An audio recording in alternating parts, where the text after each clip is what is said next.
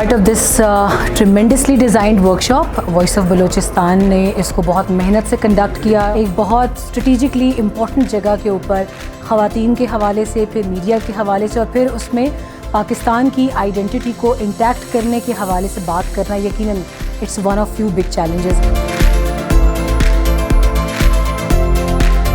University के बच्चे हैं, उनको एक एक्सपोजर मिल जाता है बेसिकली कि इस तरह के प्लेटफॉर्म जो हैं वो उनके लिए एक ख्वाब की तरह ही होता है। तो मेरे ख्याल से एक बहुत बड़ी अपॉर्चुनिटी थी सारे स्टूडेंट्स के लिए और उसका जो इम्पैक्ट होगा वो डेफिनेटली पॉजिटिव इम्पैक्ट जाएगा।